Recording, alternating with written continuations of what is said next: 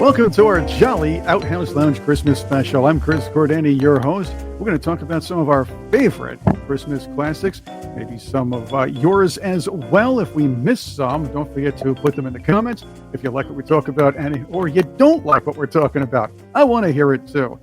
But I want to make it festive and fun, so I brought some friends along. I'm very happy to have with me to talk some of our finest holiday music.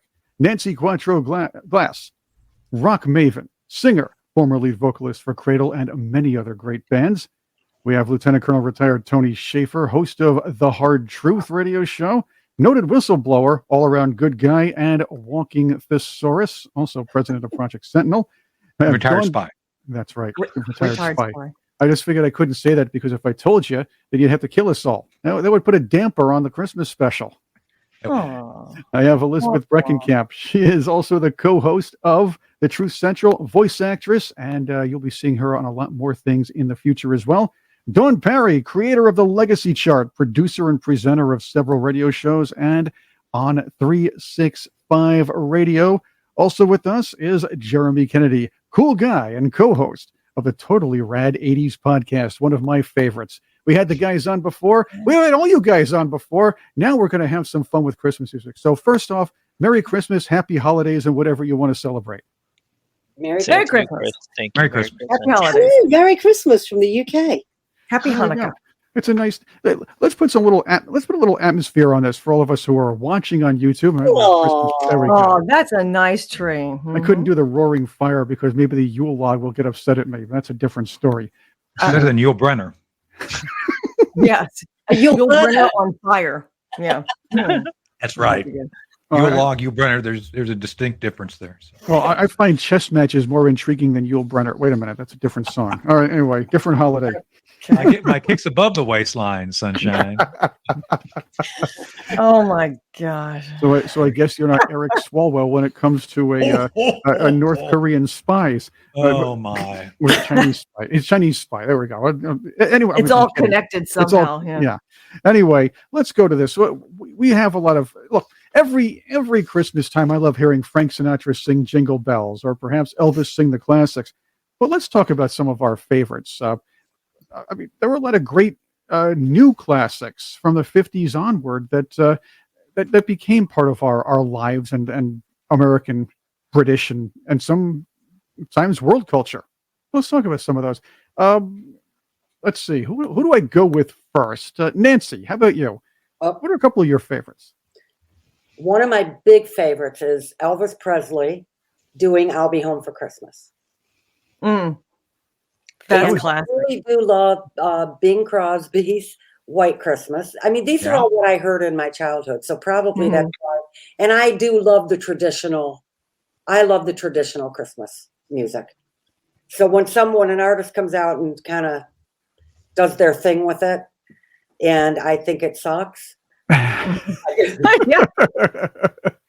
Sometimes it does suck. We have to admit it. It's a jolly Christmas special, but sometimes when an artist tries to do a classic or maybe tries to put too much of a spin on it, it's not very good. Yeah. There's some things I think you just can't tamper with, for me, for how I like to hear it. The music is so subjective anyway. Someone else on here could absolutely love what whoever does with something, and I'm in my head going, ew. Music is subjective. It really is just what makes your heart float, Exactly, yeah. That's how I know what you mean. Like, so many different people have done their own versions of Santa Baby. Yeah. And they're okay, but I recently went back to Eartha Kitt, the very first video. Oh, yeah. Man, she's just so sultry. Her voice is just so unusual. It's like a distinctive. I love her voice. Yeah. Very exciting. But I never really knew all the words until I was really looking at the lyrics. And it's like, I love that song. I like it even more. It was fun when Victoria Jackson did a cover of that for the Saturday Night Live. One of those years when it was funny. That was funny. That was the 1985 season. Oh, wow. Helena Faith has just released a new version of Santa Baby. And I think the real test is when they release a live version of it, which is what she's done. She did it on the BBC live, just went off like that. It's fabulous. It's really very, very good. But she, again, like so many other singers, has a very distinctive sound, and so it does seem to work. Mm-hmm. But she really made that song. Is it amazing? I don't care who else tries to do it their own way. It's just not the same. The backup singers also make it very authentic. They kind of get eliminated in the Madonna version and some others. But hey, again, you're right. Eartha Kitt's the one for me on this one. Yeah, absolutely. Yeah. And she was smoking and sultry anyway, so especially in Batman. Yeah. Meow. She was the best Catwoman, I think. Yeah. Oh yeah, I did like her. Yeah, she was pretty cool. Dawn, let's get to. I wanted to say this one for you, but before we get to Tony and Jeremy, you have a special story about one of your favorites. Actually, I do. Did I give that away already? Gosh. Well, no, only to me off the air, but I had to do the intro because I'm hosting this. Right. Okay. Well, yes, I do. As you know, Chris, I work each week. I work with Steve Lillywhite, and Steve produced one of the finest of all time, I think, Christmas records, Fairy Tale of New York. Pokes. And, very sadly, Shane MacGowan has passed away just a couple of weeks ago. And, of course, Kirsty died. In fact, the anniversary of Kirsty's death, I think, comes up in a few days, the 18th of December. So it's an emotional thing for him as well. But nonetheless, we were laughing our socks off about one of the versions that somebody had not just the audacity, but the indignity to even attempt to do Fairy Tale of New York. Is this the one where I heard two really wimpy millennial type singers do a version of this while I was shopping somewhere? And not only was it insultingly sappy, they took out the all-important second verse because they didn't want to offend anybody. Is that what we're talking about here? No. Oh so there's a worse one.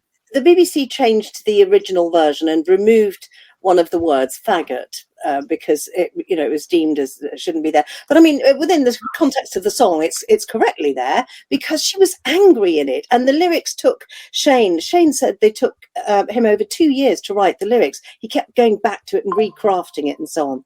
Anyway, no, it is in fact the cheek and the self-belief and vanity of John Bon Jovi, who not only did his own version of Fairy Tale of New York, but he chose to do it both parts himself. Who does a duet on their own with themselves playing the other part? He did the whole lot. And it is awful when you compare that to the original version. It's just like, what were you on? Who told you this would work? Because it so doesn't. It's just awful. There we go. That's my little Fairy Tale of New York, the one I love, with, of course, the Pogues and the wonderful, beautifully talented as well, Kirsty MacColl, and the awful one, John Bon Jovi. All of you, whatever shows you've got that you do on radio, please put it on. You'll laugh all the way through it. Oh, I don't know if I could hear that, but Tony, yeah. Any Yuletide? What are a couple of your Yuletide favorites, if you will? I've got a lot. So I wanted to start off by asking a question because apparently the BBC is out to change things. Are they going to remove trans from the Trans-Siberian Orchestra? Because that's. We call it. No. I'm just asking. I don't know. I don't know these things. That would be interesting. Somebody. Yeah. So, anyway, no, I love some of their music. I think that the other instrumental group I like is Mannheim Steamroller, which has some really great Christmas tunes, which I always enjoy hearing. Yeah, they're good.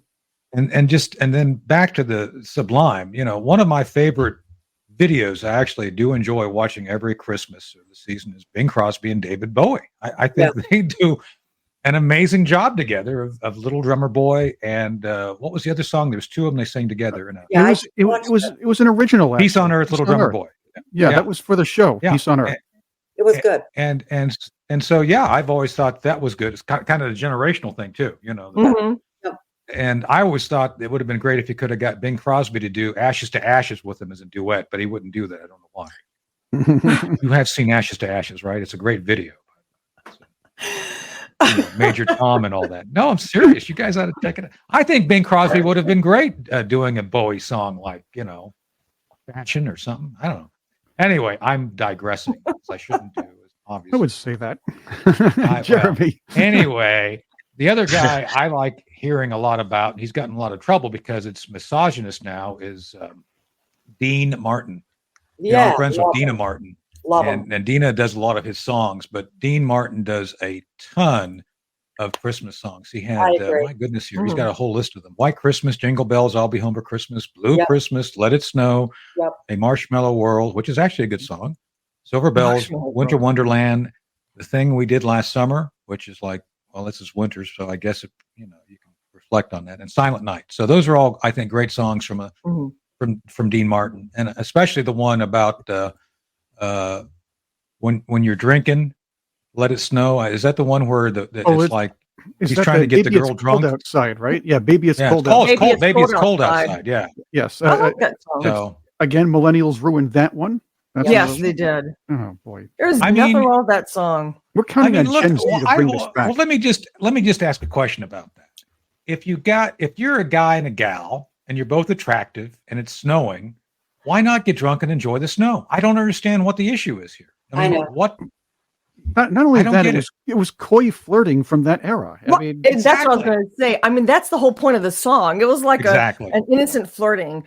Maybe just a half a drink more. Baby, it's cold outside. You don't have to leave. I really got to leave. No, you don't. It's like, it's just flirting. It's like, way too many people just take it out of context. It's like, that's sexist. No, it's not. You people are idiots. You don't understand the point of the way they wrote the song. And remember the movie Elf, when Will Ferrell played Buddy the Elf, and he goes into the bathroom, he doesn't realize that girl has taken a shower, and he's singing that. They're singing the song back and forth until she realizes, Zoe Deschanel, I think that's how you say her last name.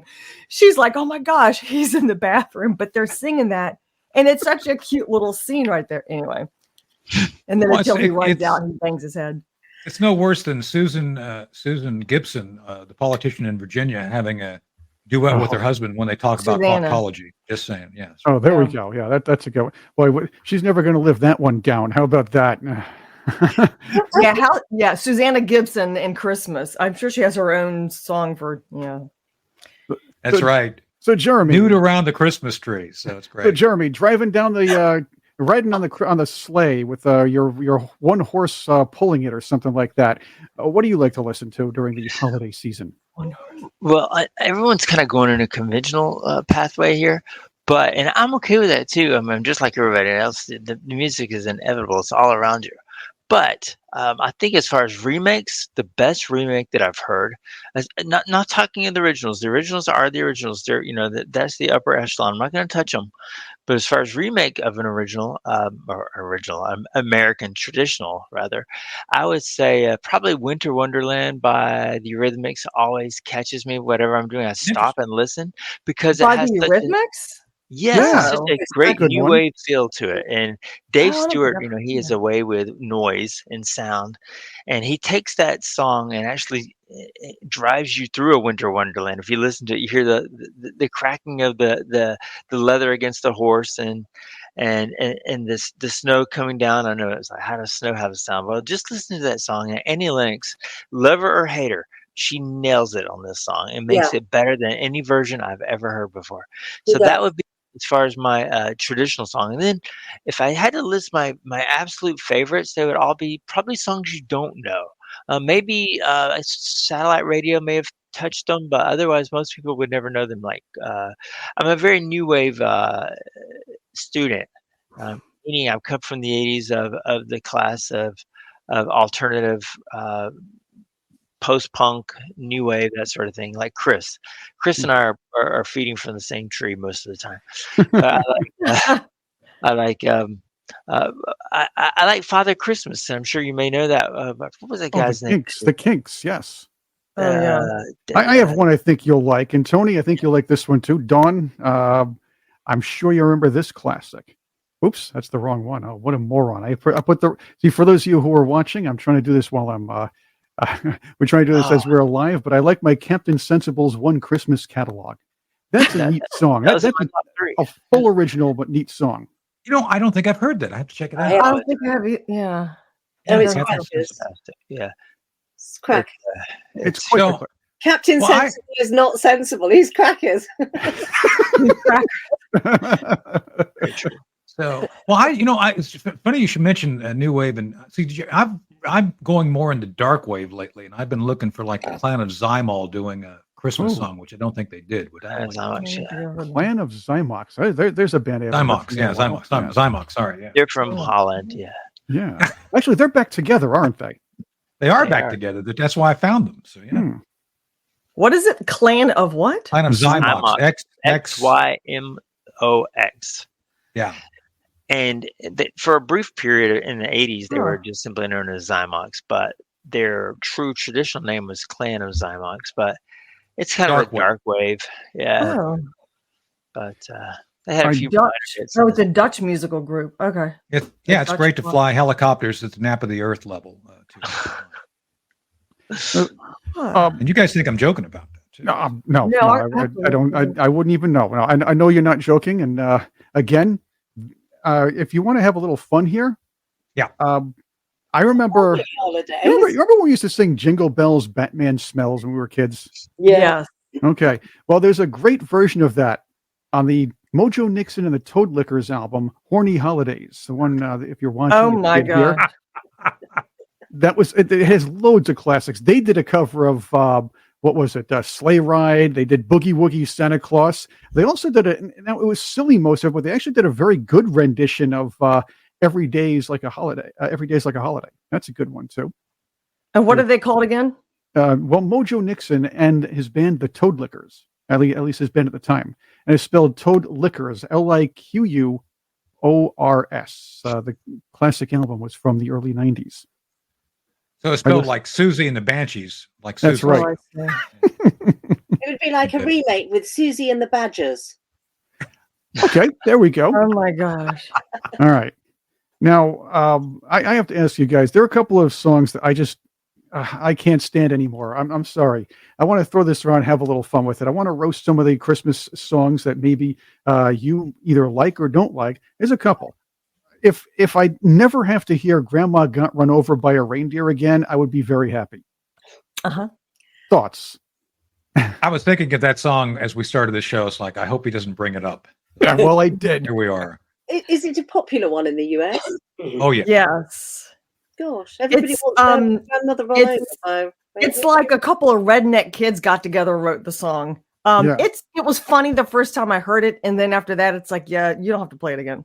Yeah, and they made a movie out of that, I think, too, right? Yeah. Yes. At least a cartoon.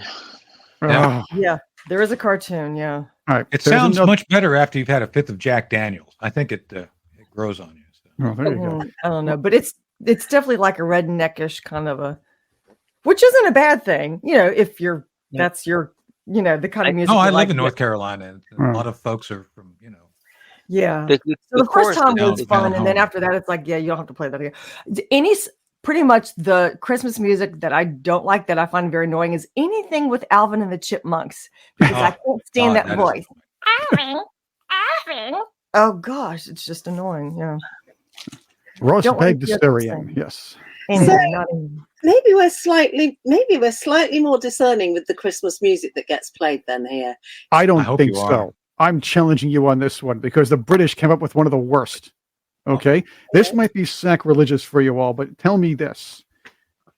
It is Wonderful Christmas Time not horrible?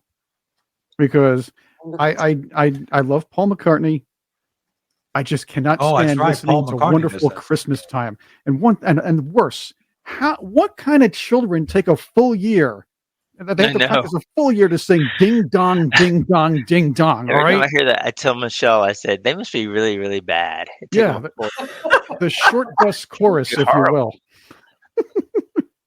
I don't know. I've never even considered it as offending my ears or giving me ear fatigue, or I've just never considered it. Actually, I just kind of think, well, it's a Christmas song, it's another one. But yeah. So, what is it that really gets on your nerves about it, Chris? Well, first the kids, definitely the ding dong part. All right. I mean, just the fact that the kids take a full year to sing it, and it's too busy. But again, I'm not a music critic. I'm just a guy who's trying to host a show about music critics. There you go. You guys are the music critics. I'm probably disqualifying myself, and probably every Beatles fan is going to hate me now. Do you play music? Do you play an instrument? Do you play any musical? Yeah, all the brass instruments. You do? Yes. And you still don't like the ding dongs. No. And it doesn't make me, like the ding dongs. And it still wouldn't unless make me they're the chocolate-filled kind that you can buy in the grocery store. That's right. Unless it's in the film that goes ding dong. Yeah. His moustache, he twiddles as a ding dong every time he sees a pretty girl. I can't remember what was his name, Dickie something or other. The actor, classic actor. Anyway, so you don't like it, okay? I'm kind of everybody else. What about you? I'm kind of there with you with the Beatles and that Simply Having a Wonderful Christmas Time. Never was a fan of that song. Like if you took away the lyrics and the voice and just played the music itself, the instrumentation is nice. If you just didn't or change the words completely. But yeah, I think the words are kind of silly. Yeah. That is true. The 70s had some great synth because it was really all experimental by then or around then. Yeah. The Beatles are okay. I can take them or leave them. I'm not a huge fan, but they're all right. I'm a huge fan. I like the Beatles. Love them. There are a few songs theirs I do like. I still think we ought to get together as a group and do the album cover of Band on the Run. I love that album cover. Yeah. Oh yes, that was actually good. I think that would be a good one. I do like John Lennon's "Happy Christmas, War is Over." I mean, I do like it. I get the feeling that I want to go sit and smoke patchouli and put Birkenstocks on when I hear that song. Smoking patchouli. Yeah. I'm painting such an image, darling.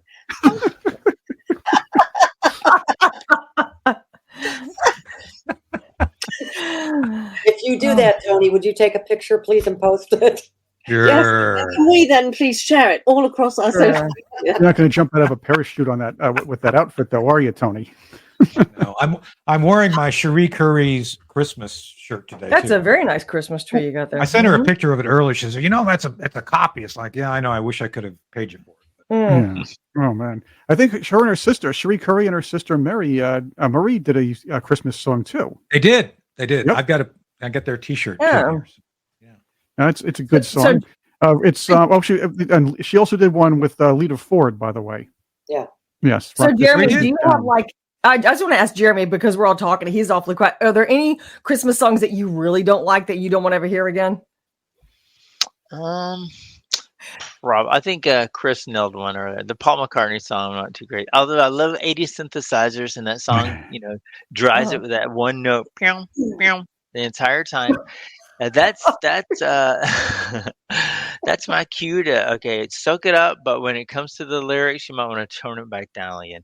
And it's not that I hate it. I really don't hate hardly any song that I can think of. I absolutely hate it, but I do find it to be a little annoying. And as I have friends on the other side who think that Do They Know It's Christmas from Band-Aid is like the worst Christmas song ever recorded. And I said, I'll ask why, because I think it's fantastic. And they said, well, yeah, but listen to the lyrics, tonight, thank God it's them instead of you, talking about, suffering, death and starvation. Yeah. Oh. In context, they're saying that. In context, they're saying be grateful and try to give. Right. That's all they're saying. Right. Yeah. Yeah. I think, didn't I read that, and Don, you could maybe add to this. Did I read that Bob Geldof and Bono had a little head-to-head about that lyric, whether it was going to be used or taken in or left in? They've had more than a little head-to-head occasionally. Oh, my. They're both, actually, they're both quite diva-ish in their manner. There's no doubt about that. Both incredibly headstrong. But where Bono is... he's very funny. He's very, very clever. One of the smartest chaps you're likely to ever come across. Very, very bright, very clever.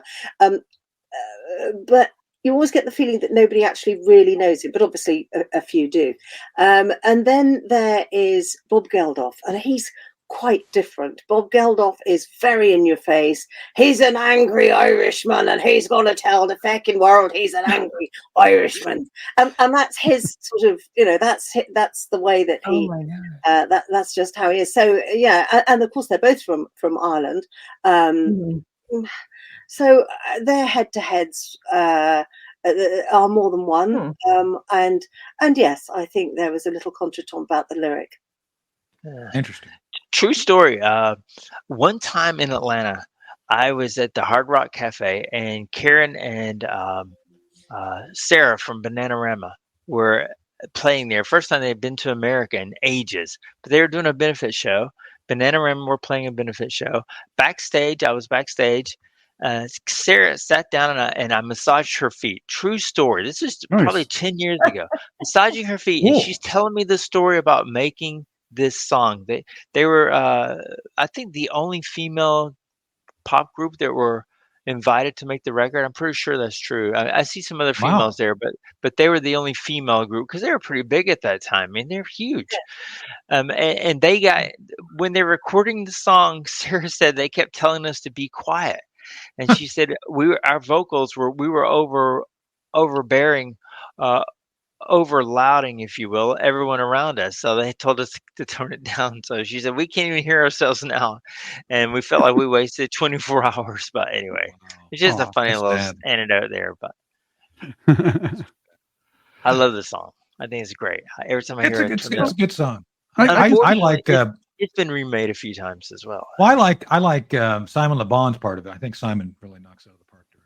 Yeah. I can say I can understand. I can see where people can think that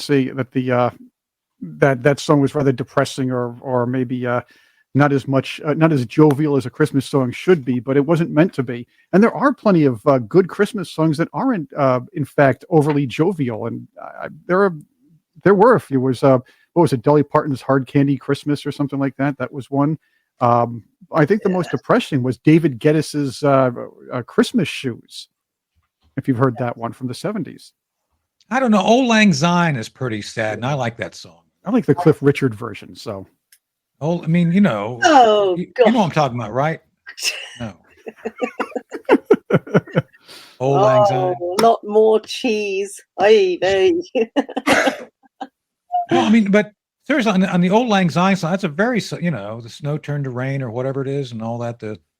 Saw my old lover in the store, and they get the 6-pack. And is the 6-pack a metaphor for having sex in the car? Is that what that's about? Because I don't know about. No, a 6-pack is either your stomach muscles, isn't it? Or well, that's what I'm talking about. It's like we got a 6-pack in the liquor store and we drank it in our cars. Like no. A 6-pack in the liquor store. That's a 6-pack of Foster's beers or whatever your beers are. I'm just reading into it. It's like the end of North by Northwest with the train going into the tunnel. Yeah, I like that. She said, "You Americans do that." Yeah, we do. Of course, it's we read too much into things. Speaking of Hitchcockian, Chris, one of the songs I hate, and I hope you will all join me in my hate and my disdain for this song, is Burl Ives' "Holly Jolly Christmas." I like that one. It's so old. They play it over and over. Well, yeah, it's good enough to see him host the Rudolph the Red-Nosed Reindeer special every year. And I feel very attuned with the Island of is it the Island of Misfit Toys? I feel very right on that. There we go. Well, I'll tell you what, here's something very interesting.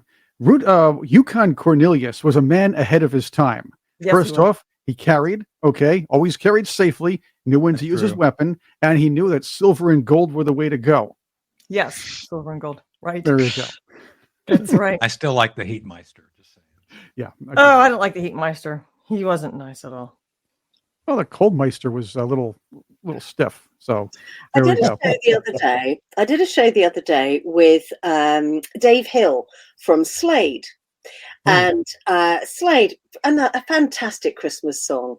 Merry Christmas, everyone.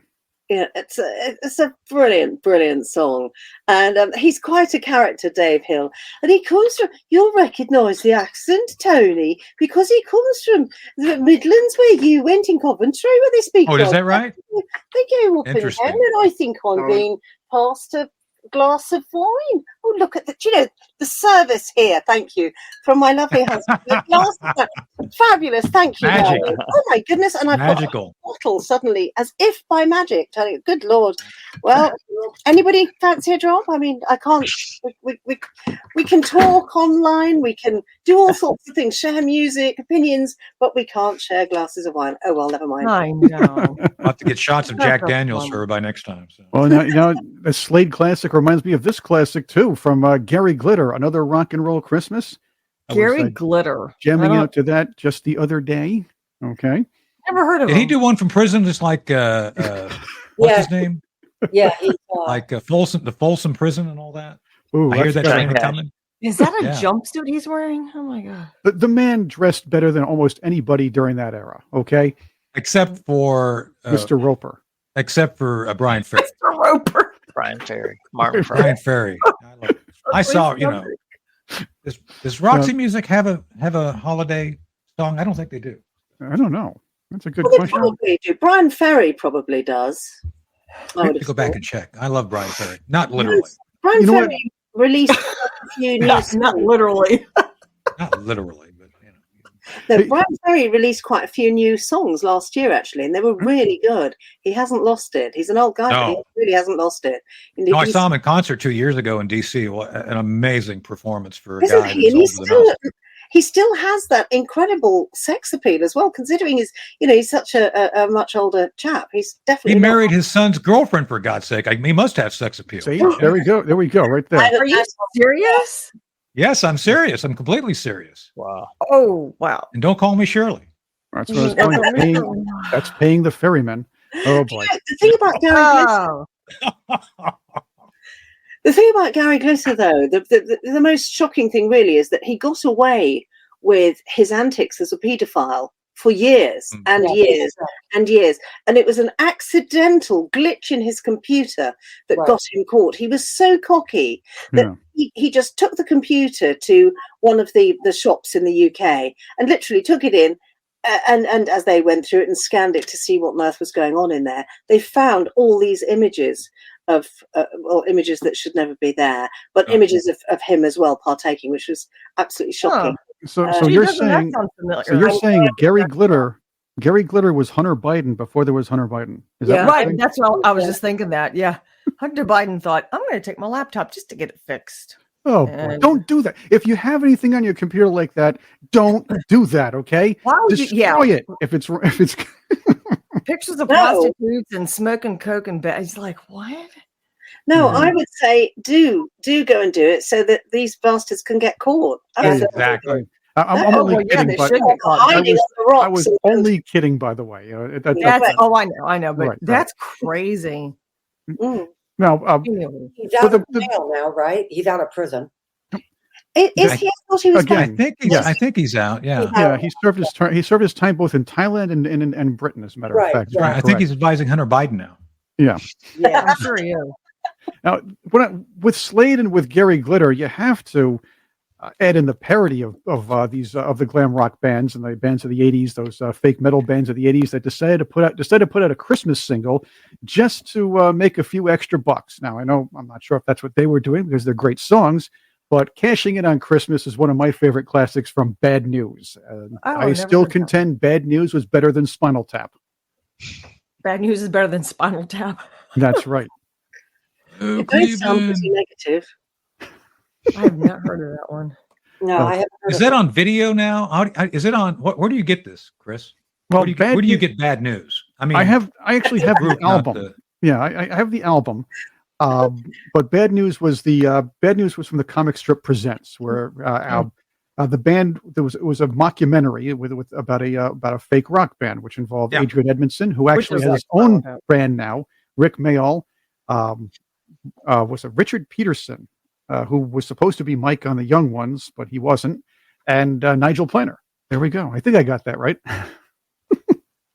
Nigel. Jeremy, are you a musician?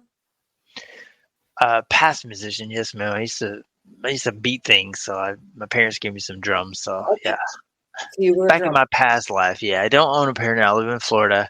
It's nice and quiet. Yeah, a lot of seniors around, so I don't beat things anymore. Plus, I don't have the coordination that I used to have. So, you don't live at the Villages, do you? No, but that's funny you say that. I've heard some interesting stories about the Villages. You could beat a lot of things at the Villages. I'm just saying, it's very popular, apparently.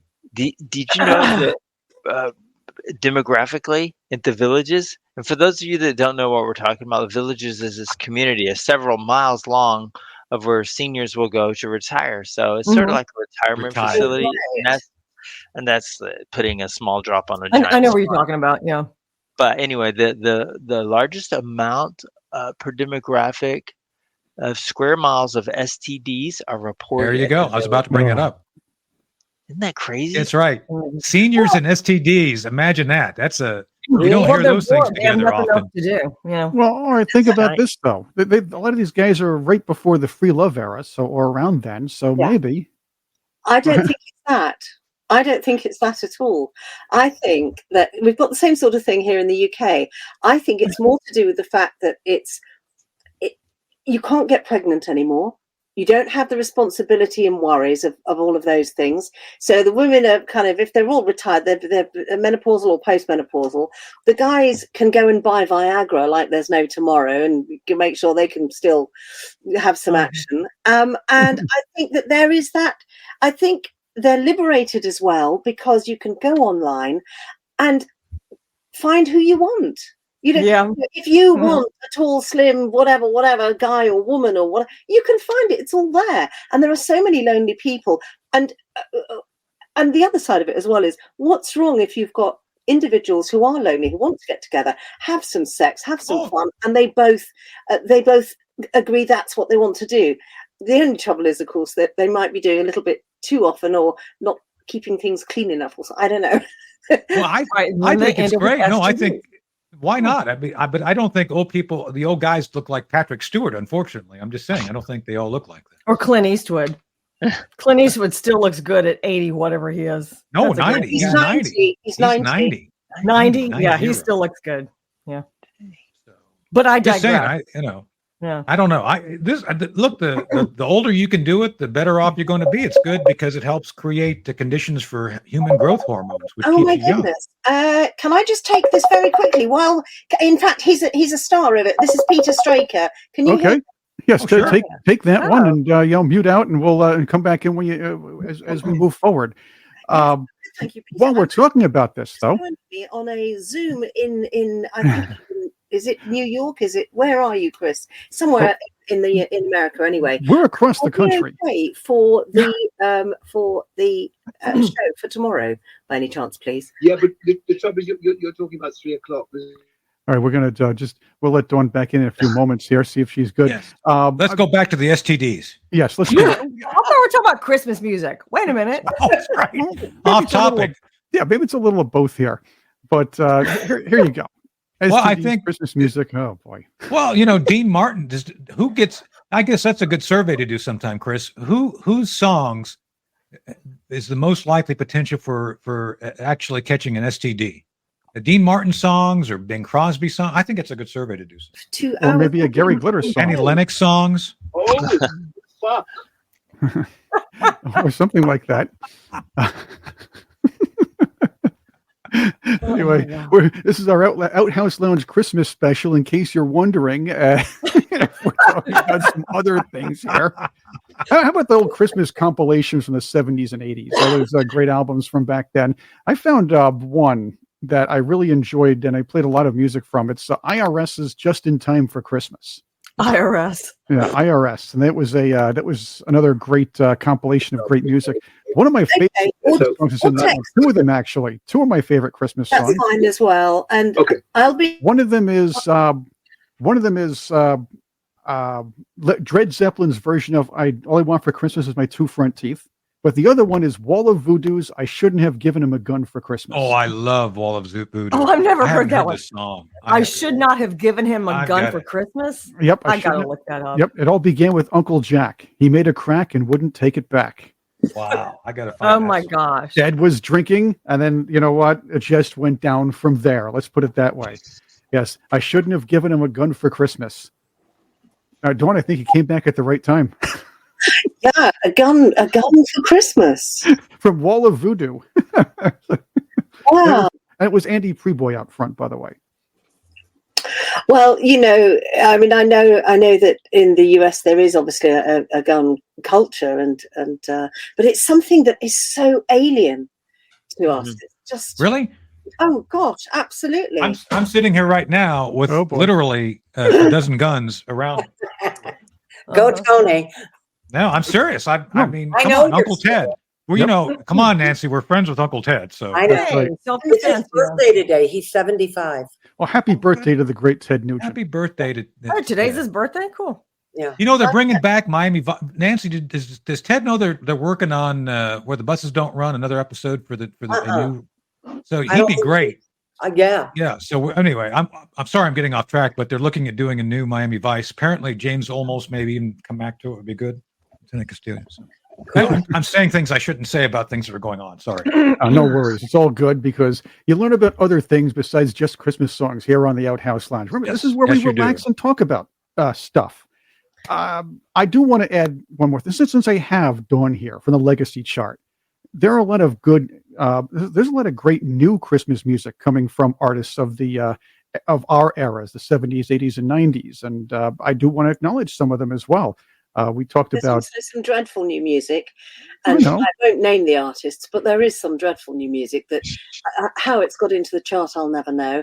One of the songs was put forward to my Jukebox Judgment show, which is a show where top world record producers join me on a Friday morning, and we critique all the latest new music. Nice. And I can say one of them just made me choke, and I couldn't believe that this well-known band that I've been to see even quite recently, who are beltingly good, actually was stupid enough to put this track out. It's just awful. Anyway, but I won't name them.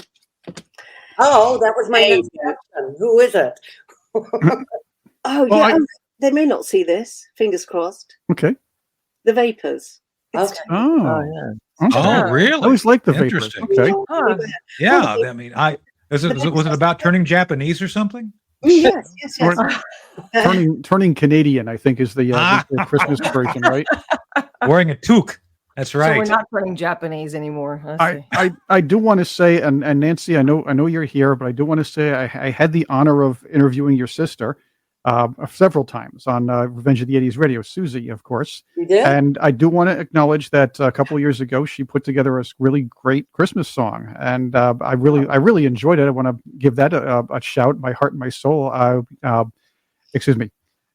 Get that read properly because I'm very nearsighted. My heart and soul. I Need You Home for Christmas. It's a beautiful song. She's wearing all white in the video, and it's very different from from a lot of the other, almost all the other songs she's done, but it's a beautiful Christmas song. I'll have to look at it. I've never even seen it. It's a beautiful song. But there are a lot of artists from our era putting out some nice new Christmas music over the years. I know, I guess, what is it, Jeremy? Maybe 8-10 years ago or a little more, Wang Chung put out Merry Christmas, Everyone. That was a good one. They did, and ABC released A Christmas That We Deserve back in 2016. Yeah, it's got some funny lyrics in there, but Martin Fry being as suave as always. He seems like a cool guy. Yeah, I'd like to meet him someday. He seems like very cool guy. Yeah, that man has cool suits too. Yeah. I once saw him pull a CD out of his pocket wearing shorts on the sidewalk, wearing shorts. We were going to a radio station to play one of his tracks, or they had him in for an interview, and he wanted to play some new music. Pulls it out of his pocket, no CD case, no sleeve. He blows the lint right off and dusts it off his shirt, and we take it to the studio. It's the funniest thing. He's such a laid back, non-pop star kind of guy, but then on stage cool. You see this big Vegas star. But at dichotomy, he's a pretty cool guy. No, anyway. I did get to meet him backstage once, and I think that's thanks to you too, Jeremy, because I think you got us to meet. You got him on my show, my old Revenge of the 80s show, and we got to talking, and we got to meet him backstage. During the show, he wore this really cool burnt orange suit. I have to have one of those. Backstage, wearing regular clothes, regular guy. He's really cool guy. Nice fellow. Yes. We could have a whole show on Martin Fry anecdotes. I could tell you some hilarious things, but not to expose them. It's just some funny things that happen. I think we should do that. That's funny you say that. ABC now, to me, are bigger than they've ever been. Like watching them, mapping them, where they're playing these days, South Africa, Lithuania, some tropical island off the coast of Hawaii. I mean, they're just everywhere. And ABC's last record, this is phenomenal, debuted at number 5 on the British. What is the BPI? I'm not sure what the chart is, but it debuted at number 5. And then a couple of weeks ago, OMD, not take away from ABC, but theirs debuted at number 1. I mean, that should give you a clue about either the music is really good or our generation has a lot of money and we're throwing it at these artists and buying these records and taking them to the top. Or maybe we're just craving new nostalgia, if there's such a thing as that. Exactly. I think it's a style of music. I think a lot of the people on the legacy chart, I know Jen's been on the legacy chart lately, and I think a lot of the music that it just has a classic quality to it. So. Well, the other thing is in America, the radio stations and the record companies are very. Let's put it this way: back in our day, the radio stations would play music and make the hits. Basically, they would make the artists and everything else. Right. Nowadays, they don't play something until it's deemed a hit by the industry, and that's another issue altogether. And this is why a lot of great music is not going to be heard on major radio stations at this point in America, and probably moving forward. And that's where a show like Dawn's is so important, because she's introducing the work and the craftsmanship of the people that we're familiar with, and saying, here, we're not just going to frame them back in the 70s, not going to frame them back in the 80s. Look, they've developed we got some new projects, some new music, and I want to present it to you. And people are coming to her show and listening to that and saying, oh, I had no idea the Vapors, had any new. I thought they were done. I thought they were retired. Are they even alive? They've had some great new tracks, but that just the Christmas one is just, it didn't hit the nail on the head there. It wasn't a good one. With regard to what you're saying about the legacy chart and all of the artists, they genuinely are, I think, some of them writing and performing the best music they've ever performed. And so it's discerning music. It's a discerning audience who wants to listen to that music, but also it's revived their careers as well to be able to go back out on the road, because the people who've got disposable income are the people who were there in the 80s, who loved these people and were their fans to start with and supported them right at the start of their careers. And those are the people out there in their 50s and 60s that are happy to spend money to go anywhere to go and see these amazing acts. It's good fun. Yeah. And that's where the artists are making their money, is by playing gigs, not selling records or music downloads anymore, MP3 files, is playing an audience, and then they'll get a percentage of tickets sold and that sort of thing. But that's where the money is. So if you're healthy and you're from that generation, I encourage you to make up whatever, put aside whatever differences you had with your bandmates, but get together, practice, get a good promoter, and get out on the road, because you can make some cash. That's right. There's no more VH1 reuniting the bands anymore, so you have to do it yourself at this point. We have to wind down. We have to wind down. So we've talked about a lot. Anybody who's listening and watching, if we forgot a song or something you'd like to mention, put it in the comments there. Also, let's do a round robin. If we forgot something that you wanted to bring up as far as a cool Christmas song, what do you think? Tony, let's start with you, since I'm doing the round robin. No, I think this has been great. I just wish we had more time. This is actually enjoyable, and I think we had to do more shows on Jeremey and Don. We mentioned we've been talking amongst ourselves about doing. Nancy, you were on that broadcast with us when we talked about doing something on 80s and 70s and 80s shows. Remember, we talked about that. Yep. We'd love to do more of this. Where we talk about some of the great songs and how some of the trends. And it's just things like that would be great, because I think it's not about nostalgia. I think it's about the fact that during the 70s and 80s, it was just a different time. And I think, I don't know if it was simpler or not. I mean, the Cold War was going on, but these sorts of conversations, I think, just helps highlight what great music it was, and how a lot of people, to your point, Jeremey, need to come back and start making it again now. So, Yes. Well, that's so we have all of season 2 of the program, so that's coming up straight ahead in 2024.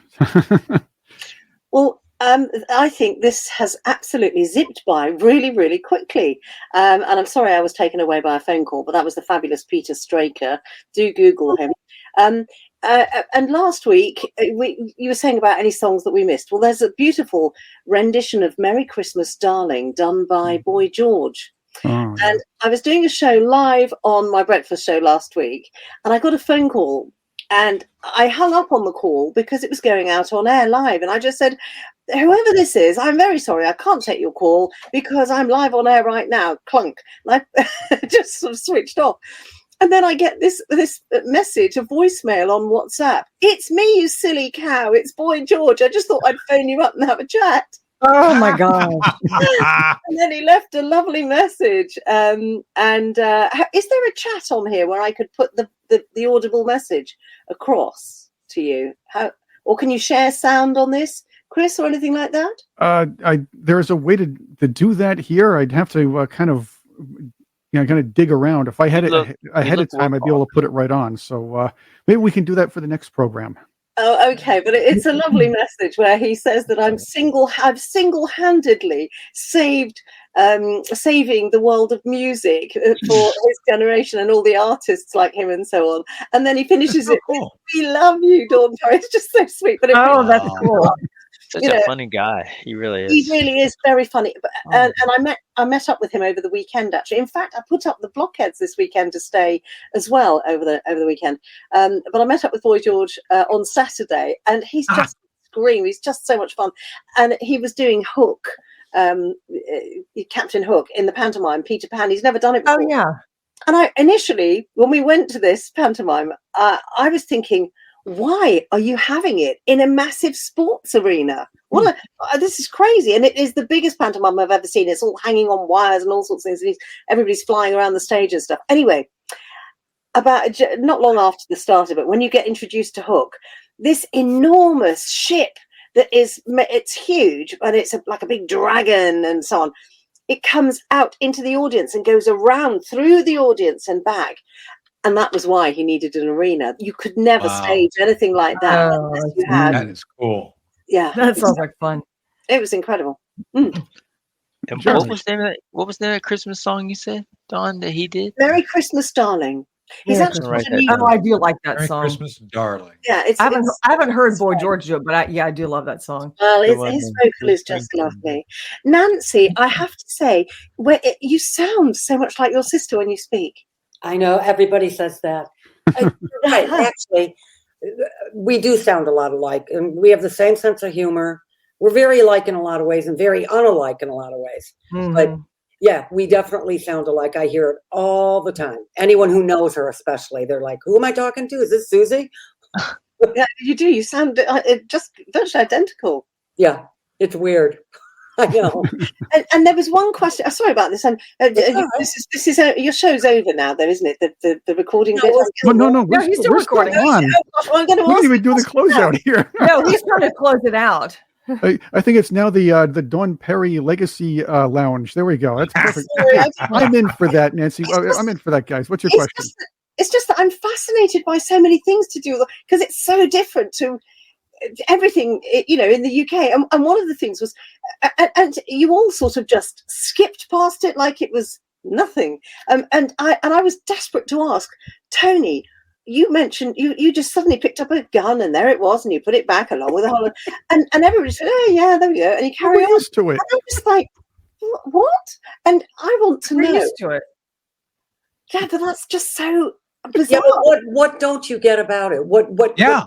This is interesting. I think it's because we don't have it, I suppose because here firstly I know what you're saying, but here's the thing.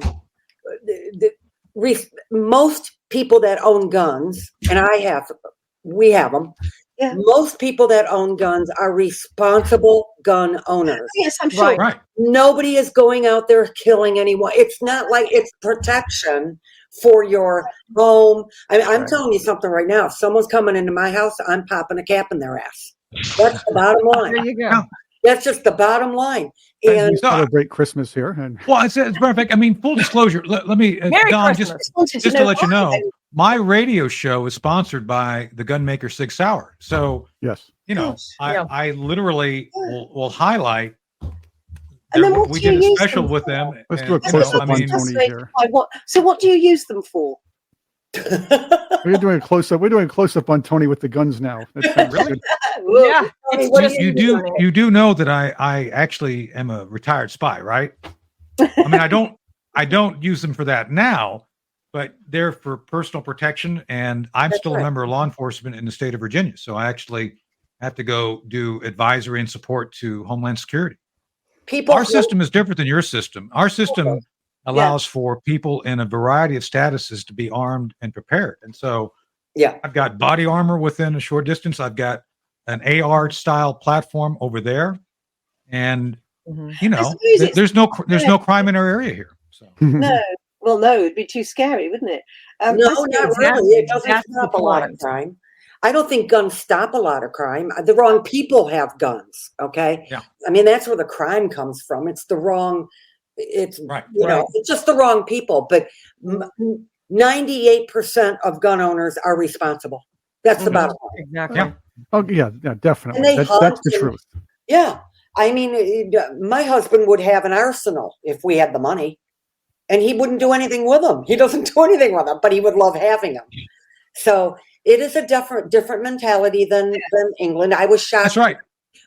So Don, my Bond moment, I'm a retired, so, we did a thing a few years ago for the International Spy Museum in DC, and we all had to come in as former real spies and do kind of an assessment of a James Bond, like I had to do Casino Royale, the new one, not the old one. David Niven in a toupee was great, but I think Daniel Craig with a gun is better. Just saying. Yes. If you're going to compare the two. And I had to assess that, the beginning of that. And plus my actual Bond moment is in the Spy Museum, where I have to do something creative. I won't ruin it for everybody. You can go on the internet and find it. And I used to joke with Mike Pompeo when he was director of CIA. I had to come up with a Bond moment that didn't involve me shooting somebody. Just saying, if we did that sort of thing. So, yeah, of course. And Merry Christmas, by the way. Merry Christmas. Hey, Chris, I think it'd be a great idea to have a group, this group on again, to do something like, kind of like this, only cover songs. Okay, then let's do that. Okay, that's good. Maybe we should lead off. Maybe we should lead off season 2 with that and bring in a couple of other people and have some fun with some cover songs. What do you think? Which ones were great? Or our opinion. It's opinion. There are so many cover songs out there. Oh my God. It's going to be this show could go forever. So let's put that up for season 2. But let's also keep up our Christmas special. And I haven't heard from Nancy, Jeremy, and Elizabeth about maybe a song we might have passed over at this point. So I'll just jump in real quick. My husband is a professional musician. He grew up. He lived in Ireland in the late 60s, 70s, early 80s. And he was saying by far his favorite Christmas song is by U2, and it's called Christmas. I don't know if anybody's ever heard it, but it's a remake. But anyway, so that's an awesome song. Yep, U2. That is a good one. I like Natalie Cole and Mariah Carey. I think did some great ones. Mm-hmm. See, I always go back to way before you guys. So that's okay. It's okay. That's why we're all here, because Natalie Cole is a great voice, right? And Natalie Cole's fantastic. Yeah, there's a song that I like, but I don't know if it's a Christmas song. But when I heard it, it sounds as if it had come from a movie, perhaps. Just like we talked about instrumental bands like Mannheim Steamroller, Trans-Siberian Orchestra. Mm-hmm. There's a group called the Future Bible Heroes. I don't know if you've ever heard of them. An independent group spinoff of a band called the Magnetic Fields. They're from Canada. Anyway, Future Bible Heroes, I had one of their EPs. It was released at the College Station. I got my hands on it. There's an instrumental in there, and it's called Seeing Berlin on $10 a Day. I have no idea what that's about. But anyway, the song, it uses like a pipe organ, cathedral pipe organs, handbells, and this really deep synthesizer. And it sounds like a Christmas instrumental. I would have swore it was. When I saw the name of it, I said, that can't be the right song. But yeah, that was the name of it. Something about seeing Berlin on $10 a day. But anyway, I don't know if it's a Christmas song. I don't know if it's sort of a tongue-in-cheek. I don't know what the meaning is behind the title. But if you hear it, close your eyes, and you too will be taken down some city visionary city landscape in December 25th, 19. Pick your year, 43. It's just really pretty. I love it's like the Bob and Doug McKenzie song. If you close your eyes and listen to the 12 Days of Christmas, you think you're in Canada. Isn't that great? That's right. Isn't that great? A beer in a tree. That sounds good. Are they still living, by the way? I don't know. Yeah, they're still around. They're still around. Yeah. Wait a minute. I can't wait to listen to that. Huh. Now I have to as well. So now you enlightened us again, Jeremy. Yeah, Jeremy, that's cool. The EP is called I think it's called Lonely Days. Lonely Days. Was, yeah, bands don't put out EPs anymore. Most people have no idea what that is, but it's a smaller form. But anyway, it's an EP, 4 or 5 songs. But that was one of the. Yes. You do, yes, you do. Yep. All right. So because my son's band had to put a couple of those out. Oh. So here's what we're going to do. Season 2, we're going to regroup here and do some cover songs. Now, let's keep spreading some Christmas cheer. I want to thank all of you for being here, and thanks for doing the Christmas special, the Outhouse Lounge Christmas special. Hope you all enjoyed that. If you like what we did, please comment, put a like, and spread the word, because it's a lot of fun with these guys. So let's do that, and join us for Season 2 in 2024. Happy holidays, everybody. Thanks for being with us on the Outhouse. Merry Christmas. Merry Christmas. Bye. Thank you, Chris. Take care. Merry Christmas. Bye.